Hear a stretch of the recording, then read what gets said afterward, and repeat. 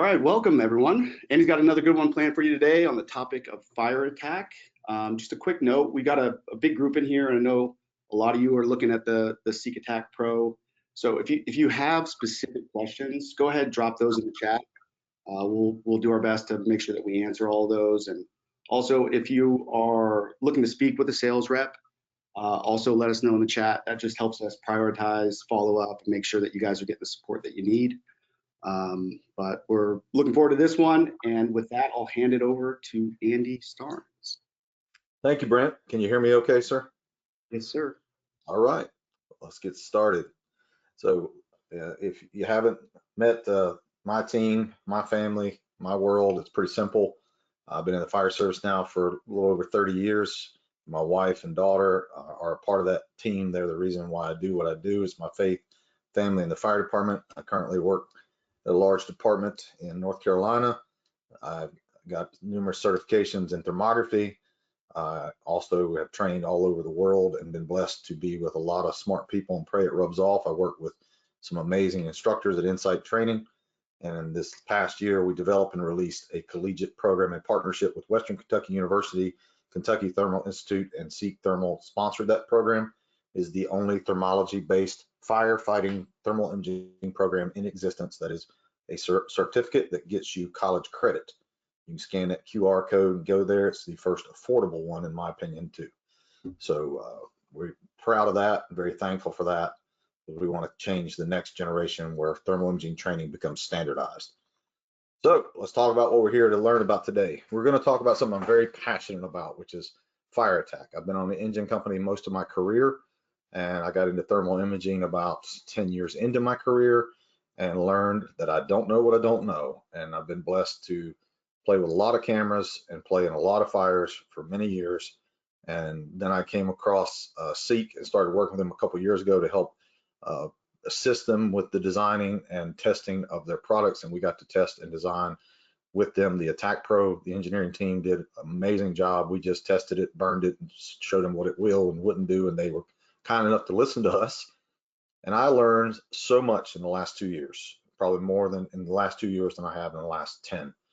This device, so you know what we're dealing with, has the widest field of view on the market. It has the earliest colorization due to pixel by pixel technology called mixed gain mode. It provides this information to firefighters with little to no delay, has the highest resolution, NFPA certified in one of the models at the lowest price. It has a 6-hour battery life, an integrated flashlight, and the thing that's most amazing about it is due to mixed gain mode, you can look at the colder area and the hotter area simultaneously without a loss of detail. No other camera on the market can do that and doesn't do it with any fancy icons, color palettes, or button presses. It's simple, it's easy, it's ergonomic, and it's fast. We've got 2 sheets for you. This one is the AttackPRO. Both of them say AttackPRO Plus, but the first one is the AttackPRO. You scan this QR code, it gives you a 1-hour webinar on the device. This is your instruction manual on one slide. Obviously, the AttackPRO Plus is NFPA certified. If you don't know the difference in that and why that's important, if you notice when I flip this next slide, both of these specs are identical, except for the first one. When you buy an AttackPRO, it doesn't have the NFPA certification. If you want to know why NFPA certification is important and why you must buy NFPA certified cameras using AFG funds, you need to watch our NFPA 1801 webinar, where it talks about what is NFPA 1801, why is it important to firefighters, and answers a lot of questions that fire departments unfortunately make a lot of mistakes. They will try to buy something that is not NFPA certified or not current NFPA certified. You have to meet the current standard. The AttackPRO Plus does meet that standard. It's one of 5 cameras on the market that do that. So just make sure when you're purchasing your equipment, as Dennis Laguerre taught me, 90% of fire department's budget is salary and 10% is for purchases. You don't want to waste that 10% and buy something and realize, oh, we bought the wrong thing. Now we've got to start over and get the money back. So make sure you do your homework. So let's talk about attacking the fire, one of my favorite subjects. If it was just this easy, it would be so much more fun and it would be pretty easy to do. If we could always open the door and go, there's the fire, let's put it out. But in reality, most of the fires firefighters go to today are ventilation limited. That means they're waiting on one thing, air. And we do a good job of giving it air and not giving it water in many cases and make the fire grow. We want to suppress the fire, extinguish the fire. The American Fire Service is great at putting out the fire. However, we're not so great at getting rid of heat for a lot of reasons we're going to address today, and how the camera, if you use any camera and use it appropriately, you can find the fire faster, extinguish heat on the way, and extinguish the fire faster, fulfilling the mission of the fire service. However, this does not come at a cheap price to you physically, mentally, and discipline-wise. We're not talking about the money you spend to buy a camera. We're talking about the work you put in as a firefighter to pull hose, to be fundamentally sound. And I'm going to quote a lot of my friends and mentors in this presentation, so hang on for that. And one of them is Dennis Laguerre. If you can reduce the complexity of stretching the initial line to a couple options, you can free up firefighters to deal with all the other tasks on the fire ground. Did you hear that? If we make it simple, we make it easy, and we drill on it, just like I had 7 years with a crew that pulled lines or pulled hoses every day. They didn't like the way the hose was racked, they'd re-rack it. They wanted to talk about a short setback, long setback, talking about managing pinch points. We did that. I was blessed to work with people who were happy if they ran 2 calls or 20, but we pulled hose and we talked about our role on the fire ground every single day. You got to do that. Then you put the camera in your hands to enhance fireground strategies and tactics, to be a force multiplier. You don't need to put a thermal imaging camera in the hands of someone who cannot do the fundamentals well. It will become a detriment to them. They need to learn the basics and start working on the basics even more. And then you add the camera in to enhance that and allow them to see the objective, to help them do that and teach them not to over rely on technology. Technology is wonderful and can help us. All of us admit that, but it also can fail us if we're not careful. And I'll tell you what's failing us right now is our inability to adapt and change based on prior firefighting tactics, past knowledge, and our present problem. In previous years, many of us, including myself, were taught, don't you open that nozzle till you saw fire. Don't you squirt smoke. You're going to sting the victim. You're going to cause unnecessary property damage. You're going to upset the thermal balance, driving heat downward and loss of visibility. You're going to do all those things because that was based on a 1950s, 1960s mindset when they didn't have an air pack on their back and were dealing with legacy fuels. In reality, when you open the front door entry point to a fire today, you don't see a whole lot. And if you don't have a device that helps you find the fire faster, find the victim faster, you are negligent. You hear me? Because the citizen is counting on us to find them, to put out their fire and save their lives and property. And the one device that can help you simply see where to go, not sit there and look at it and stare at it like a first-person shooter game, is being left on the charger of the fire truck 50% of the time. If a lawyer finds that out, I pray for the future of fire service that when they find out that we have tools that we are not using to our fullest potential or at all, we are in trouble, and we will change via litigation and regulation. And one of the things that we have to change, ladies and gentlemen, is we have to fight the fire with water, not PPE. We are shoving our bodies into the thermal environment and not cooling it for all the reasons I told you earlier. And I'm going to give you lots of research data that you can look up yourself.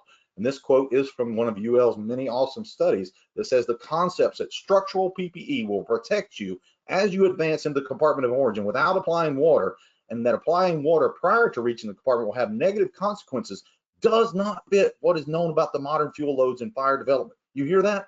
Our paradigm doesn't fit with science and physics. We're the only organization in history that believes physics doesn't apply to us. We are crawling into an inferno, and millions of heat bullets are shooting at the victim, the property, and us, and we are not shooting back. We have to apply water early, reduce the thermal threat, and use a device to see those superheated fuels and where to go.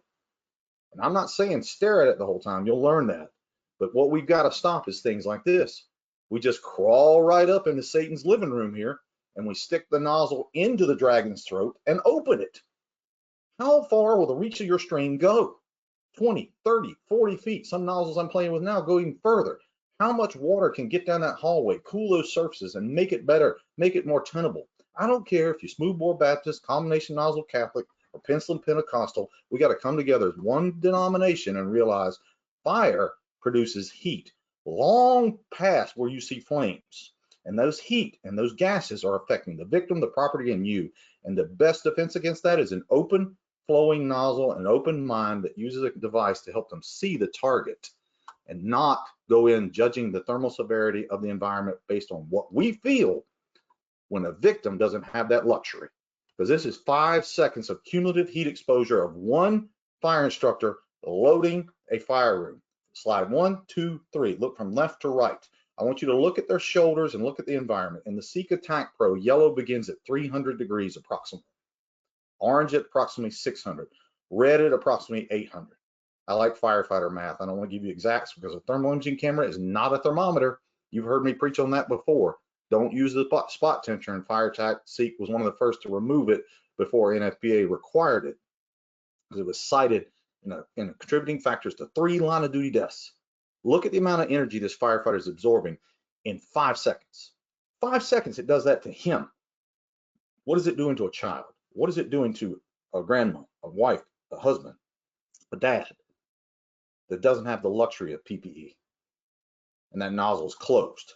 I want you to look at I have videos from almost 50 states of firefighters doing this in training, crawling up the stairs to a fire and not opening the nozzle until they're in the fire room. That's like letting a bear get 6 feet away from you and deciding to shoot.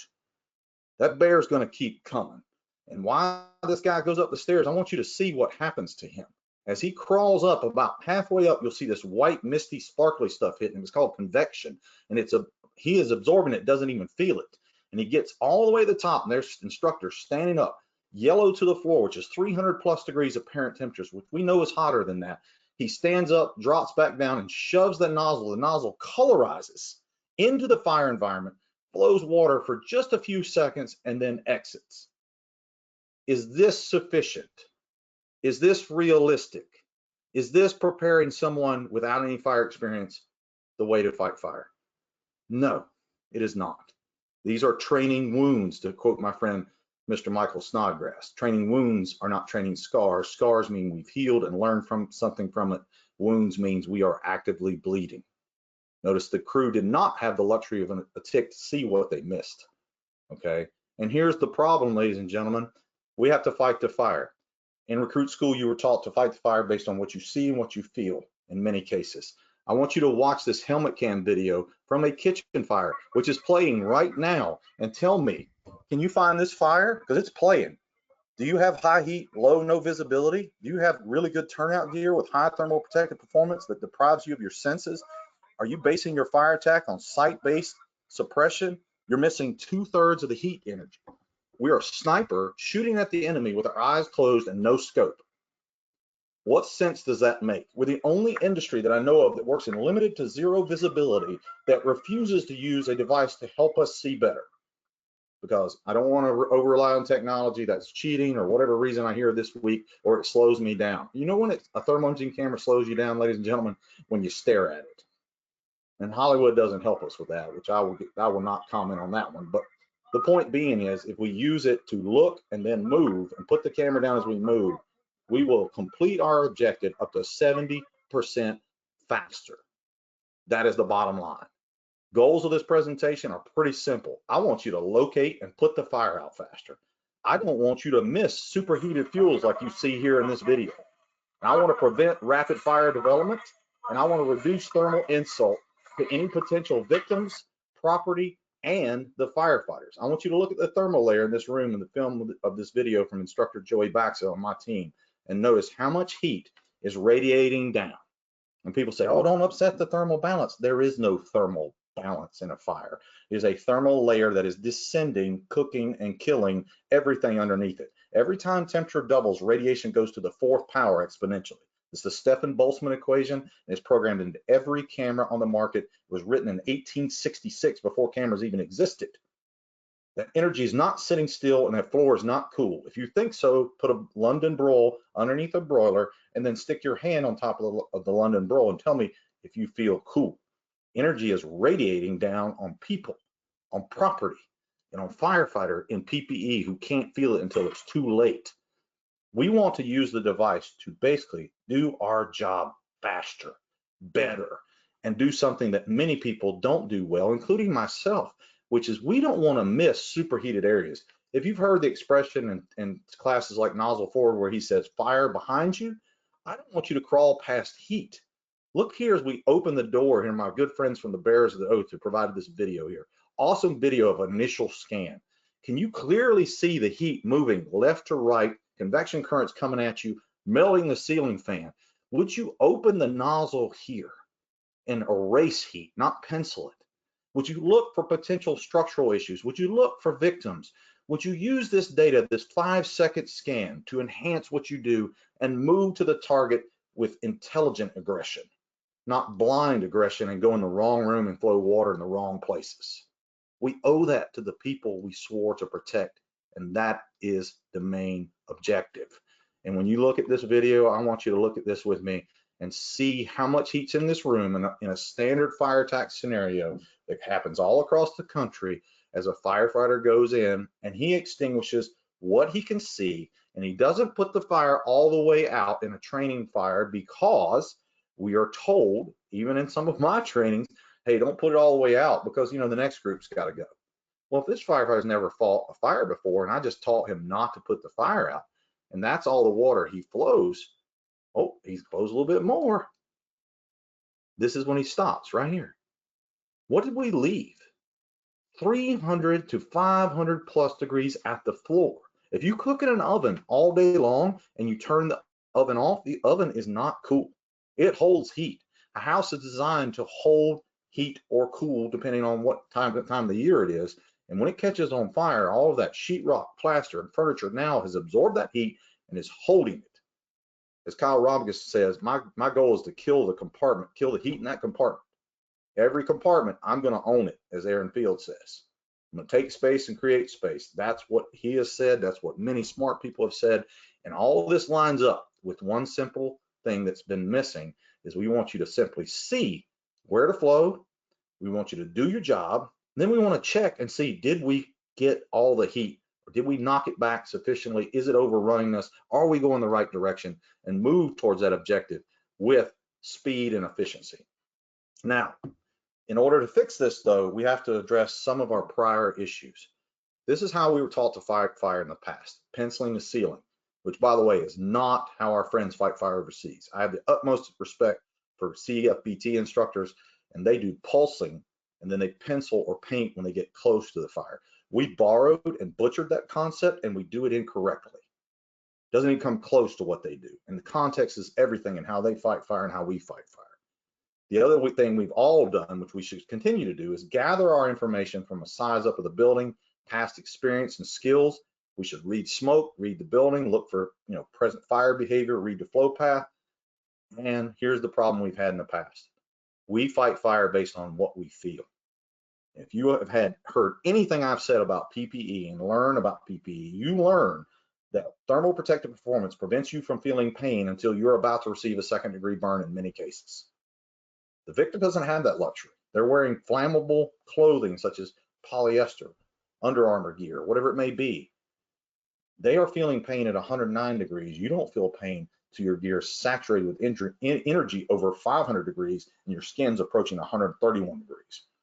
And if you wait till you feel pain at 140 degrees, your pain receptors are turned off. The good Lord turns off your pain receptors. It's fight or flight. Endorphins kick in.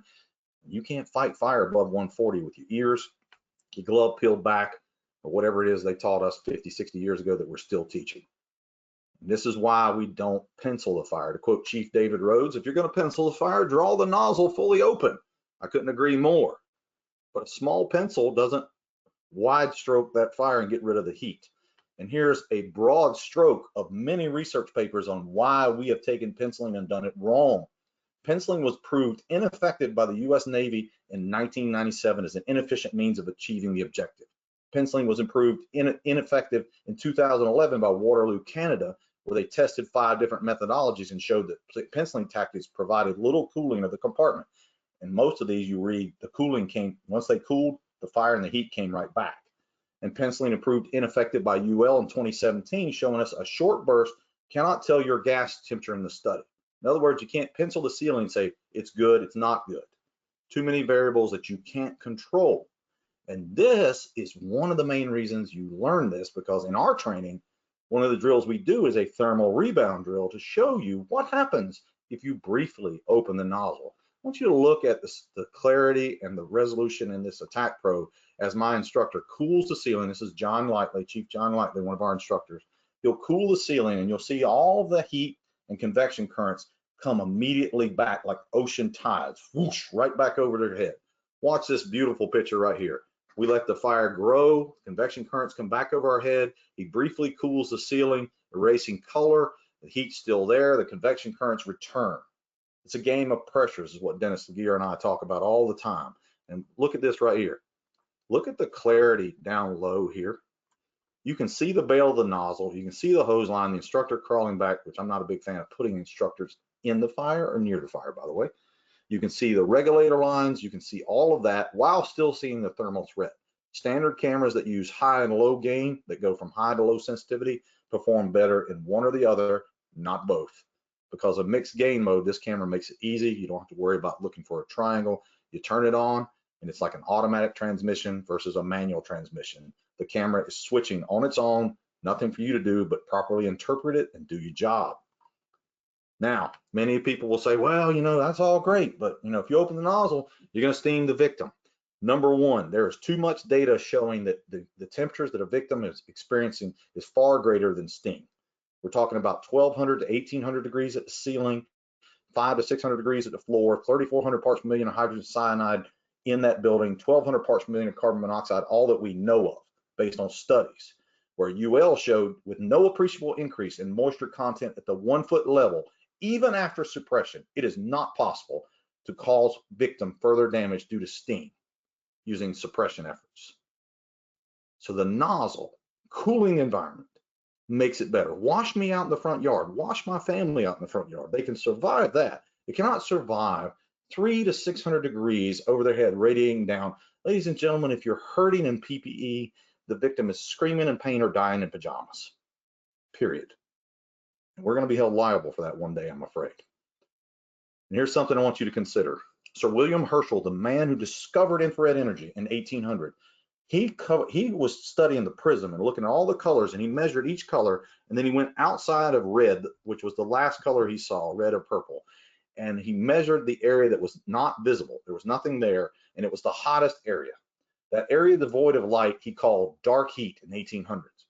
Lloyd Lehman told us in his book, Attacking and Extinguishing Interior Fires, fire extends its boundaries by transmitting heat to exposed combustibles, and it's utmost importance that we as firefighters understand the fundamentals that govern the transfer of heat. Heat moves hot to cold. That was written in the 60s.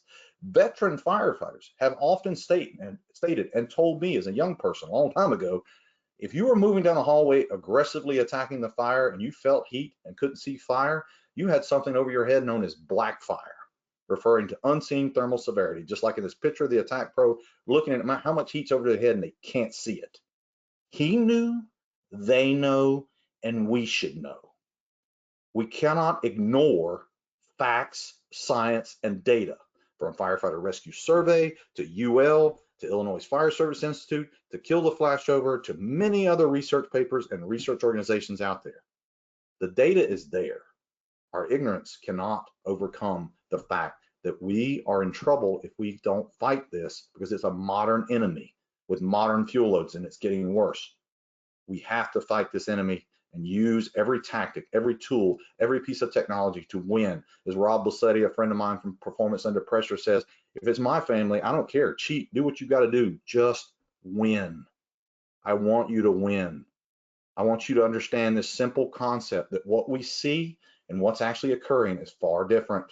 And when properly implemented, the TIC is a very valuable tool to assist fire attack crews in locating and diagnosing conditions in that structure that may not be visible to the naked eye. Watch the difference between the GoPro view and the Seek AttackPRO view. There's a huge difference in what you see and what's already behind you.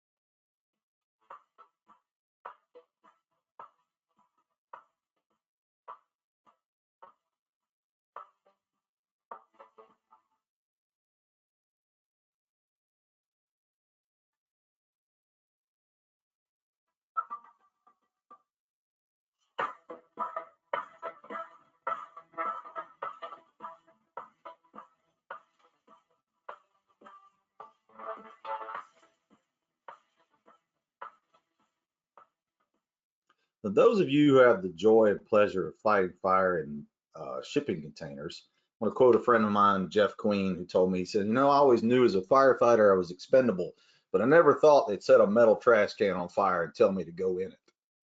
I fight fire in more metal trash cans than most people because they're great training environments. However, they have a lot of disadvantages. This is a 40-foot long container forming a T in Chula Vista, California. The fire is at the opposite end, 40 feet away in another room. The crew that is the watch group at the back has a thermal layer at about the 5-foot mark of 300 to 600 degrees over their head, 40+ feet away. And there is no sign of visible flame in low to zero visibility. Tell me why firefighters are not using a device to see heat, erase the heat, and make the environment better as they move. I don't have any good answers other than our previous past problems and information. And this is where I really get passionate. If you want to fight the fire, then we got to fight it. We got to see the target and we got to stay on the target. Our friends in LA County are here in this video, and you can see a simple demonstration. We're facing the fire room. It's at the opposite end of the container. We're 40 feet away at the doorway. When the nozzle is closed, you tell me what happens. And when the nozzle is open, you tell me what happens. What you see moving over their head is the exhaust, the heat, the convection currents. And I want you to watch when the nozzle is open, what happens.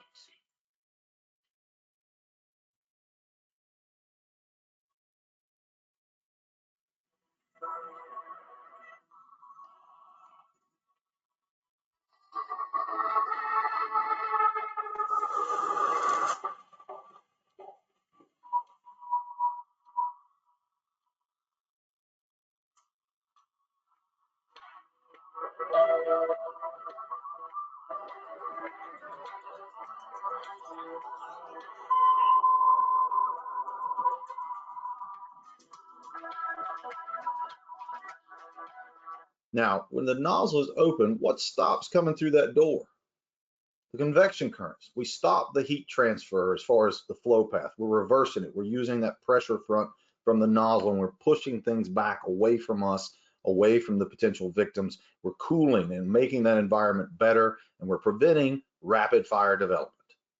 These are my friends in LA County, some of the most aggressive and kind and humble people I have met, along with my friends in Chula Vista that I met those 2 weeks that we were there. And they said that we can potentially assist firefighters in reducing the overall time and locating the seat of the fire. I can't agree more. But what's more important is when you're on your way to the fire, you can see our conditions getting better. Are our efforts working? Are we stopping the forward progress of the fire?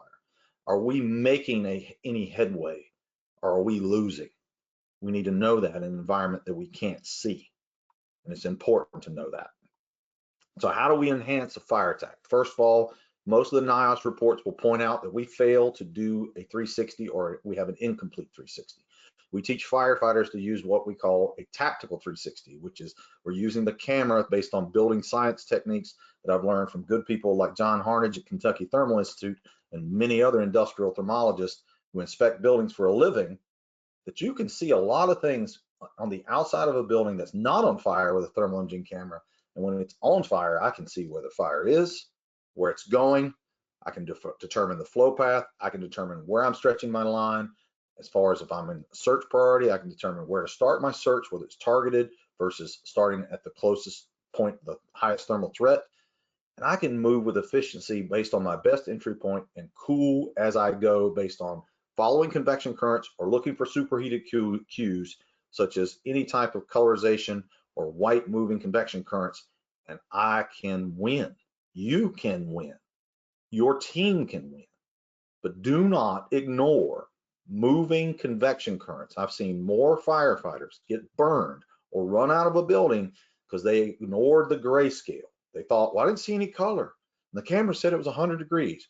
Two big issues. They don't understand their camera and know that gray moving convection currents are heat, no different than sitting in an air fryer or convection oven. And the spot temperature is not accurate and has too many variables for you to use in fire attack.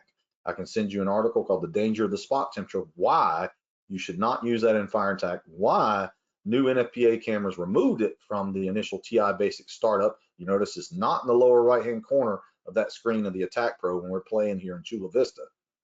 We don't need to know the exact temperature. We need to know where the heat is, and we know those are apparent temperatures. Apparent temperatures are uncompensated temperature measurements.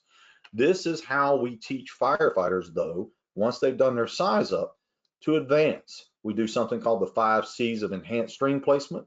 We use this through proper communication, water application, and continual reassessment. It is a teamwork exercise that you already do when you flow and move down a hallway. You have to work together, nozzleman, heel man, slack man, working together, communicating to reach their objective. It is no different other than the second person in line is simply sizing up each room. You size up the outside, you're sizing up each room. As Kyle Robinson says, I'm only in each compartment. And I like what Multiple Calls podcast said. It's not about how much heat you can take, it's how much heat you can kill. We look at each compartment and we kill the heat. We don't pencil it, we get rid of the heat. We try to drop temperatures down below 200 degrees before we move. Because below 200, I ain't got nothing to worry about for rapid fire development, and I don't have to worry about hurting anyone at that temperature either. And I can track gases. The 5 C's that we teach are very, very simple. I check what's in front of me. What am I dealing with? I communicate that to the nozzleman or the searcher. Then I have them cool sufficiently below 200 degrees if possible. And I confirm that what we did is working, address any missed areas, and I repeat that when I reach the next threshold to clear the area ahead. So if I'm at the front door, I make my scan, I communicate, I tell them to flow, I back up, move line. I put the camera down. I do not move with the camera in front of my face. That's a big no-no. Okay, I get to the next point, I look behind me, make sure I didn't miss anything, and then I repeat that process. Ladies and gentlemen, if I can give you anything, stay low and wipe the lens of the camera. I've heard more firefighters during fire attacks say, well, I went in, I was 5 feet behind the line, and the camera whited out. Got news for you. New cameras don't white out due to heat. They white out because of operator error in many cases, which is moisture building up on the front of the camera, the germanium lens. I see people wiping the screen like that's gonna make it better. You gotta wipe the lens.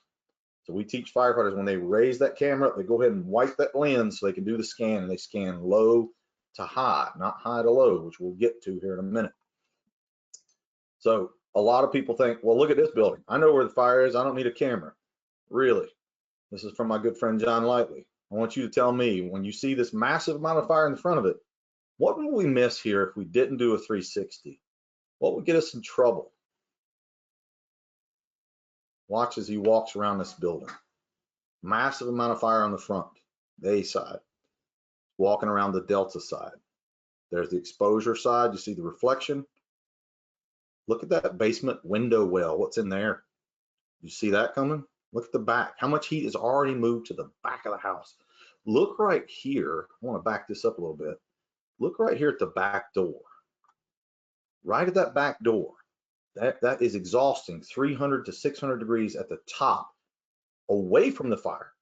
On the Charlie side, how much heat's in this building? And as you saw just a second ago, I got a problem downstairs. You're gonna crawl in over the top of that and end up in the basement? 360 is pretty important. Make sure you do it. As my friend Chief Mitchum has taught me, take seconds and save minutes. I told you I'm gonna quote all the people that I know and love that helped me, and I can't quote them all. But when we're in the fire environment, like I said, when you're using those 5 C's, where you're checking and communicating, cooling, confirming, and clearing the area ahead of you, I want you to make sure that you know what you're seeing. This is from our recent trip we just did to Delaware State Fire School. We had a great time with those guys there. Look at the heat over in the corner, which is pretty obvious. Notice the clarity with the camera due to mixed gain mode when we look down low. But I want you to look at something that most miss right there. What's moving across the ceiling towards the stairs in the far left corner? That is convection currents. That is heat. It's not colorized yet because it hasn't heated up those surfaces just yet, or due to moisture content on the walls or the room. Bottom line is there's a lot more heat than just right there. Whereas if you look over there, it's moving hot to cold, high pressure to low pressure, moving up the stairs, up the exhaust port. So don't just get hung up looking, oh, there's the fire. Well, what else are you missing? Where's the flow path? There's the guy who helped us. I'll give him a shout out. His name's Trevor. He was an awesome, awesome dude. Helped us the whole week we were there, set all the fires almost by himself, bless his heart. worked his tail off in 95-degree heat. So, scanning. Joey Baxter's got a great video on our YouTube channel on how to scan. A lot of classes still teach scanning high to low. What's the problem with that? You scan high, many cameras will go immediately to low sensitivity or low gain, which will cause you a loss of detail. A lot of the scans that we see, firefighters are standing up. They get moisture on the lens, which also corrodes the image or degrades the image, which you'll see in this video. If you start your scan low and look for life, layout, then fire, you get better image clarity, you get better results. Plus, I was taught to look for live, fire, and layout. And then they told me, hey, start your scan high. Well, I'm not trying to be, offensive or anything, but the victims are not crawling across the ceiling. 54% of them are found on the floor or down low. So why am I pointing the camera up? Imminent threat. We know there's a threat. We wouldn't be there unless there wasn't a threat. The threat is imminent. So we're looking for victims, layout, convection currents, superheated areas. Where's the thermal layer at? That broiler I told you about. Is it up high in a residential context? Is it at the 50% part, radiating heat down? And we don't use the spot temperature during fire attack. And most importantly, we wipe that lens periodically. We teach every time you wipe your face piece, you need to wipe your lens. Watch as Instructor Thomas Anderson wipes this lens. You see how gray it is to start with? Watch this. He's going to wipe the lens, and then, oh, everything came back. Imagine that. Isn't that amazing? Wipe the lens, gets clear. And if you're searching above the fire or attacking in a flow path or an exhaust, which we don't recommend being in a full exhaust because that's many firefighters have died in that, you will constantly have problems with moisture. It's a fact. Moisture is kryptonite to thermal imaging cameras. Well, if you're on an attack crew, what are you producing? Lots of moisture.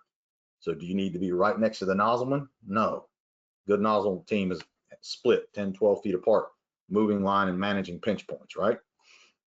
So this is all possible because the camera uses something called mixed gain mode. Every other camera requires a certain amount of percentage of the pixels to agree to be at a certain temperature to switch from high to low sensitivity. And there's trade-offs. Some cameras perform better in high sensitivity, some perform better in low. None of them, except for Seek Thermal, perform well in the middle. 100 to 800 degrees, this camera kicks tail. When you come in from the remote location to the fire room, it produces a very clear image and gives you detail down low simultaneously.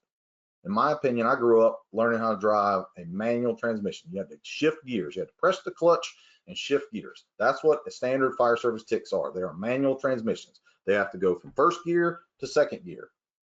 Well, there's a problem with that because there's a difference in clarity and speed in between those two, where this one's an automatic transmission. You crank the car, you press the gas, you go. This process reduces delays and provides thermal data to firefighters as it's presented. Delays are costly in this environment. They can be life or death. If you want a deep brain dump in what mixed gain mode is, scan this QR code. We did a 1-hour webinar. It's on our YouTube channel. There's over 400 videos that are ours, 700 videos on the channel, organized by playlist, by brand, for any type of camera. But scan it, go watch it, share it, subscribe it. We'd appreciate it. Okay, watch as we scan the floor here. I want to go back one. I want you to look at how mixed gain mode works.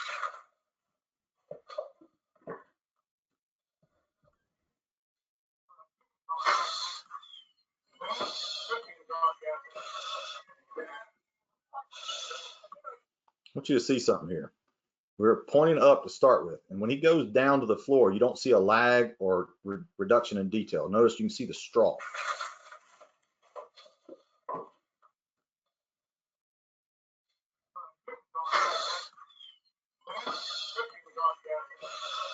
That's a 25 hertz camera performing better than many 60 hertz cameras on the market today due to mixed gain mode.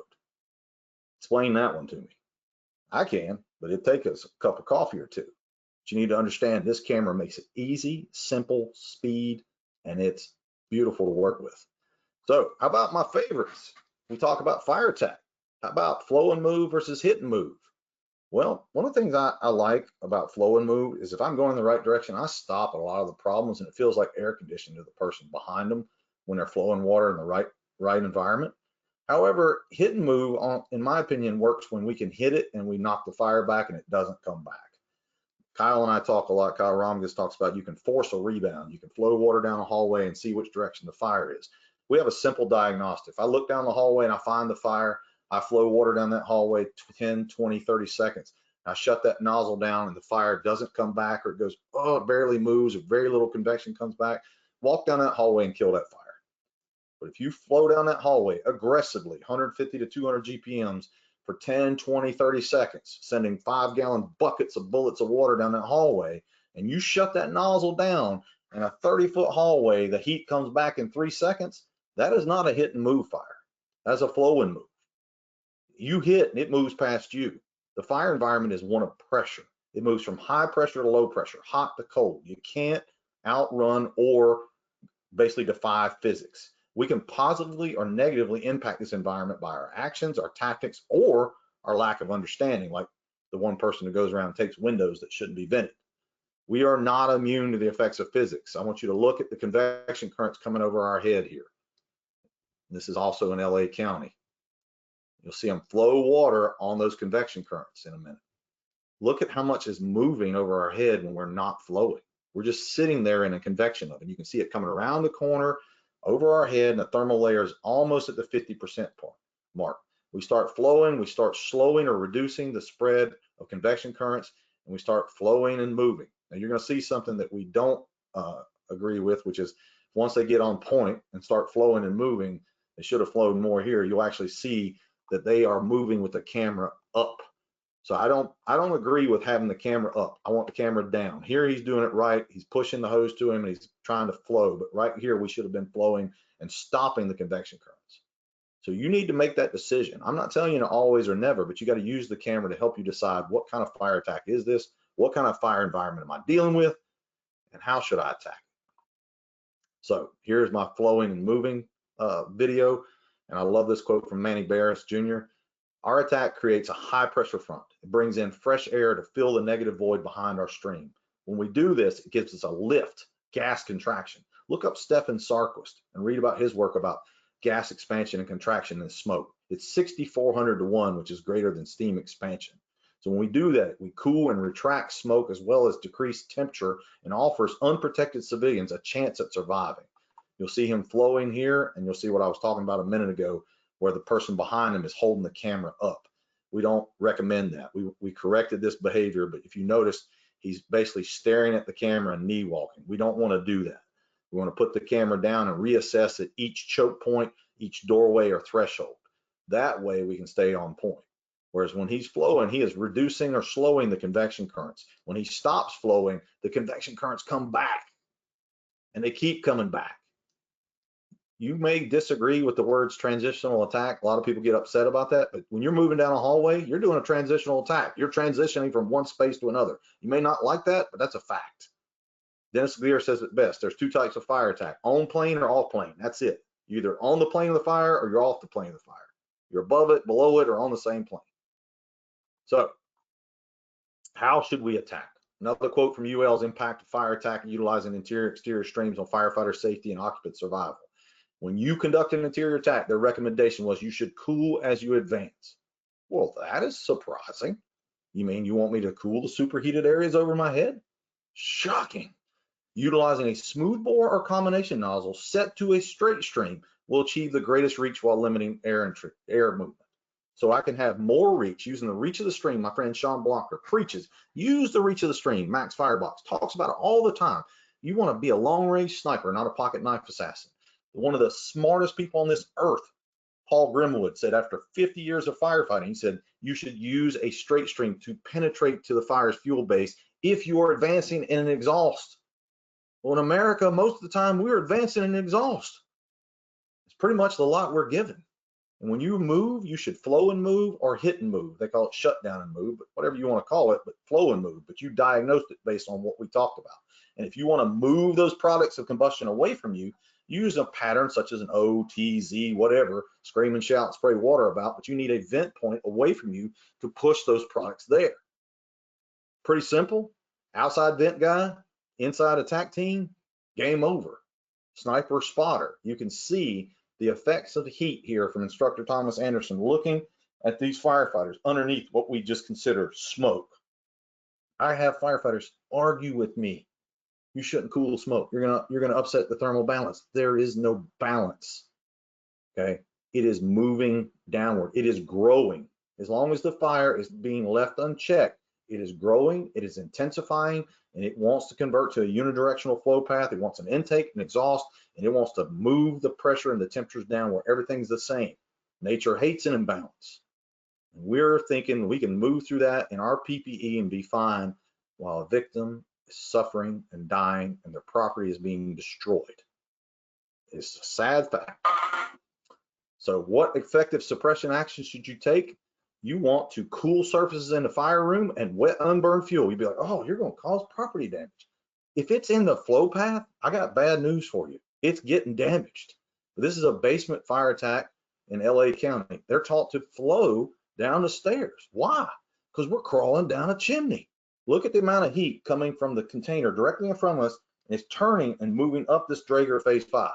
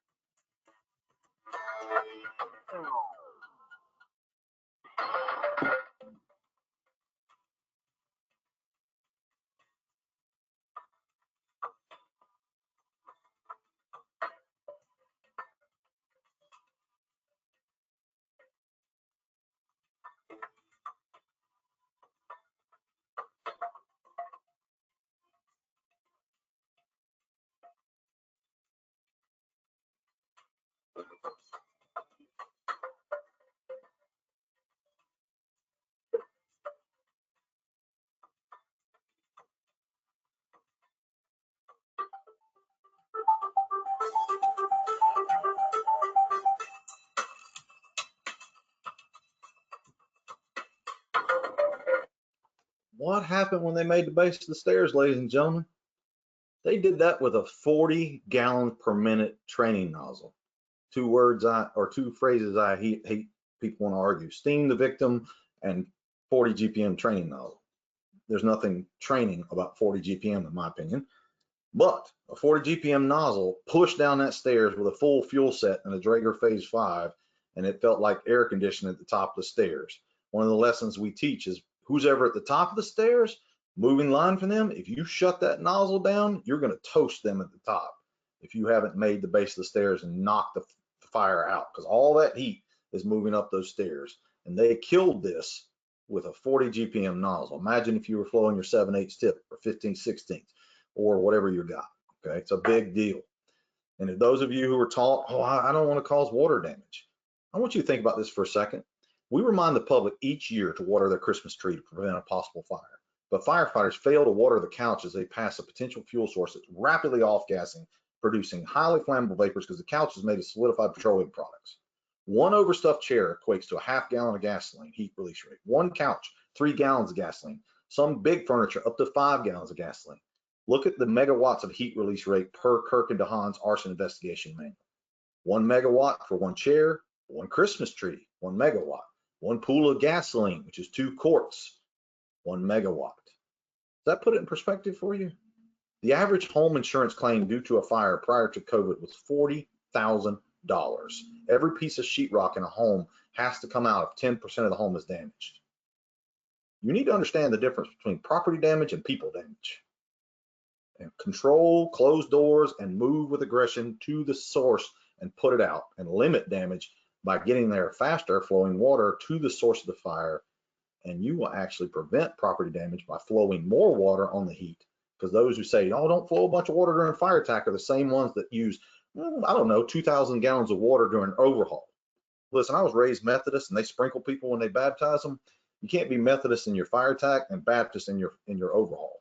You see what I'm saying? You want to sprinkle the fire on the way to attack it, and you want to baptize and immerse it during overhaul. You got to choose which denomination you're going to be. And here's some basic guidelines to summarize this for you. You got to practice. You can't watch a 1-hour webinar and say, well, I got it. I'm going to be a sniper and a spotter. I'm going to go in and I'm going to attack the fire. No. The one deficiency I see outside of basic skill sets is firefighters are not watching or seeing the environment through their thermal imaging camera enough. They don't know what that environment's going to look like until they actually see it. And that's too late. You can watch our videos. You can get examples of convection currents, colorization, what objects look like, doorways, stairs, hose lines, all of that. We have thousands of hours of video, 6-8 terabyte a year. Watch it. Communication is key. Top 5 killer firefighters every year is failure to communicate. Top 5 killer marriages, failure to communicate. You see a thread or common theme here? So you got to communicate as a team, and you got to size up the outside and the inside, know your route, any unseen hazards, and we're not moving hose in parking lots. We're moving hose in buildings with stuff in the way. So practice moving around obstacles. And as Dennis Laguerre talks about, we got to own the space, cool all the sides. Cool the gas, the burn fuel, the unburned fuel, the smoke. And I like Kyle Romiga's simplistic statement, just kill the compartment. Each compartment should be yours. And our 5 C's, check, communicate, cool, confirm, clear, move. And I love Aaron Fields' analogy. It's not Metallica, it's Marvin Gaye. We're moving smooth and intentional. We're not outrunning the effects of our water. And by the time we get there, it's game over. And if I can offer you anything, make sure you check behind you so you don't miss any areas of heat or superheated fuels, because arsonists don't light fires in just one place. Here's some of the sources that we quoted in this webinar for you: the U.S. Naval Attack Team Workshop, the Waterloo, Canada study on different suppression tactics in firefighter compartment environment, attacking and extinguishing interior fires by Lloyd Lehman, impact of fire attack utilizing interior exterior streams, and firefighter safety and occupant survival by UL, analysis of coordination, suppression, and ventilation in single-family homes by UL, and Kirk's Fire Investigation Manual. I have to say, Dahan and Iko is an awesome book. 3D Firefighter, I've got several other ones. Our literature review for our program is over 3,000 pages. Why? Because I'm not smart enough to risk your life on my opinion, period. Okay? And if you don't believe anything I said today, good. Do me a favor. Go experience it for yourself. Scan the QR code at the top, you're getting into SEEK's burn program. You give them a credit card, they send you a camera. If you send it back in 2 weeks, you're not charged for the camera. You don't, you just bought a camera. In that 2 weeks, you need to download our instruction guide for thermal imaging purchasing and implementation criteria and grade the camera against your other top 2 picks. 3 cameras, go grade them. Find out what they're capable of. You can't do that with anybody else. I run into many manufacturers who won't let firefighters take their cameras in a burn building. Excuse me? You built a fire camera and you won't let me take, well, that's what I'm going to sell. Then don't bring it to me and let me play with it. I need to take it in heat. If you turn a camera on and look around in the living room or day room or the bay of a fire station, that's how you grade it, you are going to be very disappointed when you go into a fire. Because some of them will fool you and some of them perform so much better in the fire, which is where they're designed to be. So try this burn program out, give it a shot. Don't believe us, as we said in our previous webinar, burn with it to believe it. Firefighters are kinesthetic learners. We have to burn it, break it, taste it, check it out, see what it'll do. And for everybody here, if you want more, we have more. We have a free Google Drive that's a public Google Drive. You scan that QR code. I've got this presentation, training videos, literature, resource documents, all in there. Yours for the taking. It's getting to the point where if you have a free Gmail account, you probably won't be able to access all of it because free Gmail accounts only give you 20 gigabytes of storage. I'm pretty sure I'm over that in this folder. I'm over 700 gigabyte in Google Drive, just this one. So make sure you check this out, use these resources, share them with your department, but please put a note when you hit request access. I watched this webinar, I'm a firefighter here, and I will gladly approve it for you. But it has things on the FirePro 300, the AttackPRO, the AttackPRO Plus, NFP 1801. And if there's a resource in there that you can't find or you're looking for, shoot me an email. We'll put it in there. It does no good sitting on my hard drive. I don't believe in knowledge hoarding or keeping things to myself. I don't worry about people stealing PowerPoints anymore. People are going to do bad things. I don't care. You know what I care about? I care about somebody having one of these devices getting hurt or killed because they didn't know what they were doing or they didn't use it correctly, and it could have made a difference. My mission is to help you fulfill yours, plain and simple. That's what my team does. We live by Alan Brunacini's statement, under promise, over deliver. You bring us in, We're going to give you everything we got. And we do that internationally. We travel all around the world. We're going to Germany in November. See our good friends at IFRT. We are here to help you fulfill your mission. There's my contact information. My website has a free blog. Our YouTube channel, Insight Training LLC, is a great resource. If you haven't heard of it, we have a private Facebook group called Tactical Thermal Imaging. Search for it. When you hit join, you have to answer 2 questions. If you don't answer those 2 questions, you don't get in. Basically, I need to prove you are a person, not a robot or somebody trying to sell something. I don't put up with any garbage on that page. It's first responders and thermal imaging. That's it. And my guys are on there, and they'll answer your questions as well.